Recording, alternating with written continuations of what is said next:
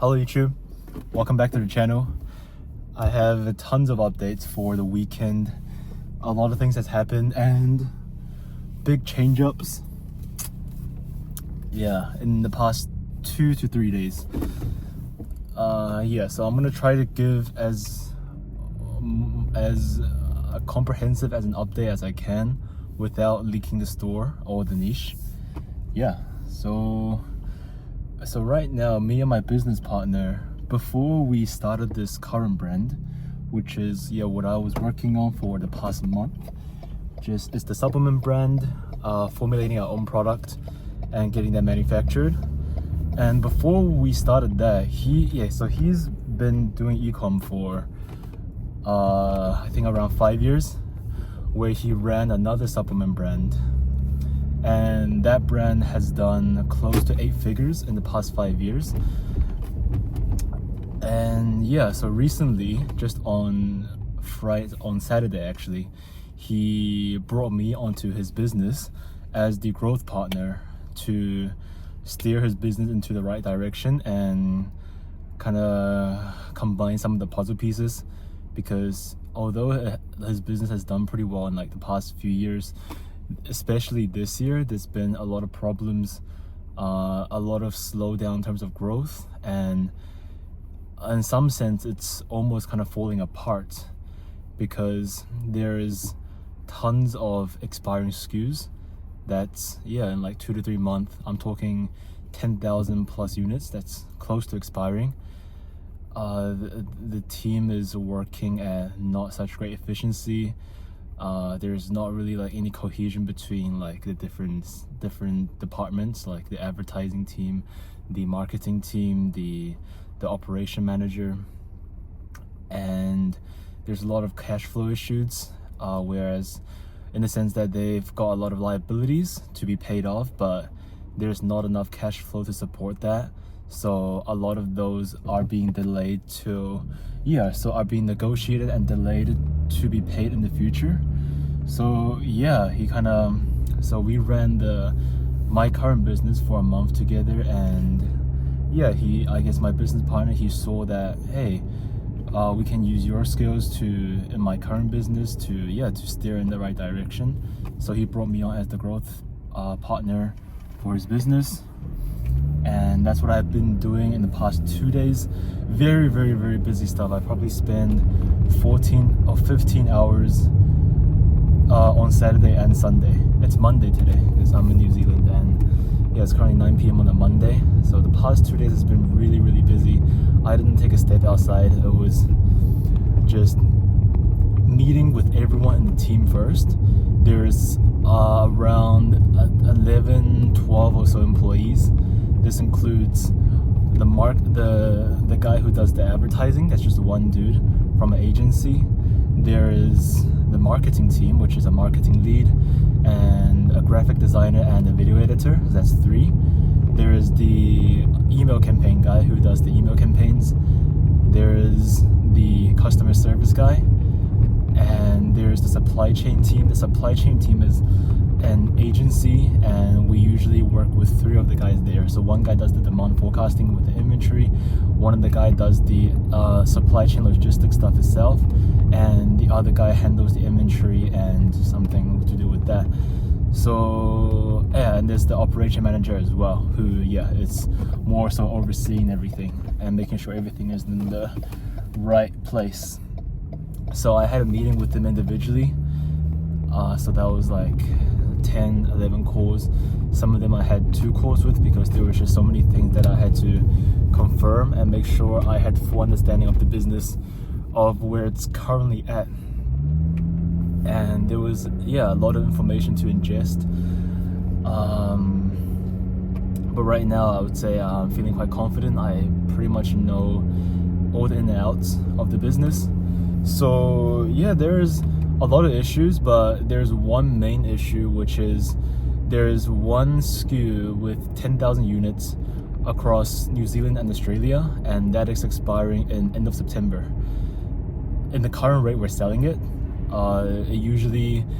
we usually deplete around 150 per month. So you can see in 3 months that's only 450. and yeah, we need to sell 10,000. So what does that mean? We need to increase the output by 20x in order to get the stock out before the deadline. I also forgot to mention, there's also, because the business is selling in New Zealand, Australia and UK, there's 3 separate stores, 1 Shopify store for each region, and we're also working with 3 different 3PLs. So 1 3PL in New Zealand, which I had a chance to call with and get to know more about the cost breakdowns and how to do the fulfillment. I'm actually having an in-person meeting with them tomorrow in their warehouse. The Australia and the UK fulfillment team I haven't had a chance to talk to yet. I'm trying to get their contact, so yeah, but there's also the manufacturer, so there's a ton of manufacturer for different SKUs, so everything is very, very confusing. It's very separated because it's across 3 different stores. So that means whenever you do a campaign, usually split it to 3 different campaigns because the link would be different. When you do the email campaigns, you have to run one for every single store. So yeah, it's a little bit confusing. There's also a legacy store, which in the first place, before 2023, everything was on 1 store, 1 Shopify store, all the regions. But after that, it was split into the 3 separate regions, so 3 different stores. So yeah, I mean, right now the business has across all 4 stores, so the legacy store plus the 3 region stores, it has about 2,200 active subscriptions. And if you look at the charts for the past 3 months, it's on the constant decline. So yeah, 2.2k, and we're talking about 100 to 50 to 100 subscription loss every single month. We're still getting in new subscriptions, but the rate at which people are leaving are faster than people are coming in. So that aspect is falling apart as well. And another huge problem was back before March this year, and from the start of 2023, the ads was run by an agency, and in total they spent about close to 3 million on Facebook ads. And during that entire period, none of the ads were really profitable. There wasn't like a single instance where there was a clear winner with a 2+ ROAS. I think the best that I found was a 1.5 and a 1.6, and that campaign only had about 5% of the spend. So during that entire time, the advertising was running at a loss, but because it's a supplement, it's running off subscriptions, I guess the customer lifetime value is enough to make up for it. But yeah, for the entire 3 years, 3 million was spent, and the average ROAS was kind of disturbing. It was close to 1, or like just breaking above 1. So yeah, the ads were never good, and I would say there's close to 1,000 UGCs as well. Yeah, so there was, all the ads are labeled in numbers, and I think right now it's like ad 500 something, and they would have like ad 531, that would be 1 UGC, and you would have 531 version 1, version 2, version 3. So there are so many ads and so many UGC creatives, and I'm just so surprised that during that entire time there was not a single winner. So in March, the advertising guy was fired and a new guy was brought on, and he's from another agency. So he's from an agency, but he's working with us now. So he's been taking over the ad account and kind of slowing things down and trying to mediate everything, getting it back in place, because I think the ad account was pretty messed up from the old ad agency guy. So he kind of took over and he slowed everything down, and he's trying to bring the ad account back to a healthy state. So he's been doing that for the past 3 months. So from the start of March till now, yeah, so now it's like start of June. He's been doing that for 3 months, and ad budget is usually around 250 per day, whereas the guy before that was spending around 2 to 3k per day. So he 1/10 the cost, and the ROAS is definitely getting better. We're seeing right now. At the very start, when he just took over and made the changes, when I was looking through March 1st to the middle of March or the end of March, it was, I think, 3 point something ROAS. And then right now it's kind of falling down again, because the new guy, he doesn't make any. He's very, very slow and a very passive ad guy. He did the changes and never really even touched it since then. So it's kind of going down again because we're just not testing creative, we're not testing different angles. And right now we're getting, I would say, around a 2 ROAS, which is profitable, and with subscriptions it's very, very profitable. So that's nice. But from the business, it's a multi 7-figure business, doing 1 to 2 million per year, and spending 250 on ads. It's just not going to cut it. There is so much more potential. Like, the business has over 20k Instagram followers, 5-digit Facebook followers, infinite creatives to edit and take resources from. There's so much inspiration to draw from, and there's just infinite potential. But the new guy he's not really making the effort to be really proactive with the ad testing. So yeah, like literally right now we have a SKU that's 10,000 units that's expiring in September, but there's no active. I mean, there is one, but that ad campaign is only getting 60 spend per day, which is very, very little, and it's getting like 1 or 2 conversions per day. And it was just a one-time thing, 2 creatives across 4 ad sets, with different angle, demographic targeting, interest group targeting, and it's just 2 ads, and no iterations from there. So that's something when I took over and I heard about the expiring SKUs, the first thing I did was launch some email campaigns with the SKU, because there was it's actually King's birthday today. If you're in like UK, Australia, NZ, you would know. So we did a sale, 2 email campaigns for that, which did pretty well, around I think 5k in total across the 2 campaigns, which is not too bad. And I edited the upsell funnel to heavily favor the expiring SKU, dropping a 40% discount for the first upsell, and in the second upsell it's a bundle with 3 of the similar SKU, and that's been performing really, really well. It has a crazy, I think 40% take rate, or like 50. So 1 in 2 people that makes a purchase and they see the upsell funnel, they make the first purchase, which is just insane. And yeah, even with the 40% discount, it's still very, very profitable. It's like the product has 8x margins, and yeah, after you include shipping, it's still a decent bit of profit. So and at the end of the day, it's about to expire, so yeah, at that point you wouldn't even count the product cost. So that's pretty good. And I've just gone ahead and made 4 different ad sets for that SKU, targeting at 4 different angles. So just drawing inspiration from competitors and making our own variations of the ads. I launched that one last night and it's already doing quite good.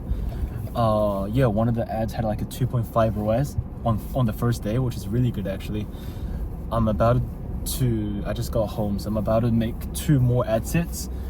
And yeah, there's a lot of things to fix, especially with the website as well. There was a lot of problems with the website. It wasn't really clear if you could get free shipping, if you couldn't get free shipping. If it's a subscription, you're supposed to get free shipping, but it doesn't really say that. So that's a conversion loss as well. Also, the information across the 3 different sites is a little bit mismatched, and I kind of went ahead and reconciled everything and took the best elements of the 3 different websites and put them on each of the 3 different websites. So it's been performing quite well with all of the changes. There was a ton of website changes. I'm not going to get into all of them, but so I came in, I had a call with everyone, a complete website revamp, email campaigns, new Facebook ad campaigns, making more channels in the Slack to keep everything more organized, making a to-do list tracker for everyone to put the tasks, and that makes it more easy for different teams to see what other teams are working on, and also helps the admin track how long people are spending on each task, because everyone on the team is getting paid by the hour. And also setting up Amazon in Australia and US for that business.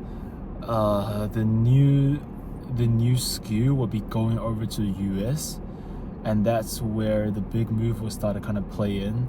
So when that's done, we're going to be selling to the NZ, Australia, UK, and the US, and we're going to be shifting more and more focus to the US over time. Right now, there's a lot of SKUs expiring. There's so many SKUs, and a lot of them were kind of a mistake. No one's really buying them, and we have to give it as a free gift or bundle together with other items. I can't remember, but there was a lot of other changes that I made as well. I can't remember on the top of my head. But today we had our biggest day for the business in the past 2 months. So the most sales on the Australia side today, I think right now is sitting at 3.8k, which by the end of the day is probably going to end anywhere like around 4k, I would say. And on an average day, the store gets around 1.5k to 2k sales. So today that was doubled, which is pretty damn good. I think the website conversion stuff definitely helped, and we are rolling out more shifting the discount structure, so placing a heavier emphasis on subscriptions, meaning an additional 15% slapped on and a free shipping slapped on as well, to encourage people to take the subscription offer, and that is definitely working from the statistics. So today we had a 4k day, and on the Australia store, and on the New Zealand store it's getting close to 3k, and that's also a record for the past 2 months. The UK store, so I would say 95% of the revenue is coming from New Zealand and Australia. The UK store is we've tried to make it work in the past, and it never really worked. I saw the ad campaign for the UK targeting ones, and it was just horrendous. The cost per conversion was, I think it was 300. So it was like a 0.3 ROAS, and that was just horrible. So UK store I'm not too worried about. We don't have too much stock in the UK anyways. It's mostly just NZ and AU. So being able to double the revenue for today, hitting a record in the past 2 months, it's pretty good. It's pretty good. I definitely think that with the right marketing testing strategy, we're gonna scale the ad account like crazy. And before, every single team member on the team, they're all really good at what they do. I've seen the quality of the graphic they designed and the video editing style. It's all very, very impressive, but there was no leadership and guidance. So that's where I kind of come in and put everything together and really help the business pick up steam and get to the next level. Well, not really get to the next level, just pick the business back up where it once was. Because at the peak, the business was hitting around across all stores. It was doing, I would say, 20k per day. But right now, before I came in, it was doing like 4.5k, 5k. And today across all stores, it was around 8k to 9k. Yeah, which is really, really, actually no, it's probably close to 10k today. Yeah, which is really, really good. So we're also gonna use a lot of organic method as well with TikTok. I'm sure you guys have seen a lot of pages promoting different products. They would have an educational style content with either image carousels or like an AI UGC creator, and then they would just talk about the health and wellness tips, or they could be talking about something like controversial that makes you comment and get engagement. And then at the very end, they would introduce the product very subtly and be like, oh yeah, get this if you wanna like overall wellness, health, whatever. That's something we're gonna do as well. I just did a bit of TikTok research before I went to the gym, and there's a lot of accounts in this niche getting hundreds of thousands of likes on these very easy to make posts. And the key to make these things go viral is you have to be controversial. Actually, no, there's two ways. you either have to be controversial and get people to comment. The best sign of success is when people are arguing over a specific element within the comment. So they're arguing with each other. And you will oftentimes see these threads of just 70, 80 replies because you have 2, 3, 4 people engaged in an argument over something about your video, which is just pretty cool to see. It's an engagement farm, and I'm not totally against it. The second way is to make your post emotional, tap into people's emotional side and get them to feel emotional, feel emotion, and that's when they really resonate with your page, and that's when they really stop the time to scroll and really have a look at what you have to say in the video or the post. I'm probably going to incorporate both, so it's going to be something that when people scroll, they're like, oh, what is this? I need to watch this, or I'm going to miss out. So they read it, hook stopped, and then there's going to be images, and obviously one of them will be kind of controversial. It will be something that most people will know that it's factually incorrect, so they're going to be in the comments be like, hi, actually this is not correct, and they think that they're doing, it's like an ego thing, right? They feel like they're correcting you, they're making an correctment, so it makes them feel good about themselves, but in reality they're just falling for your farm, for your trap.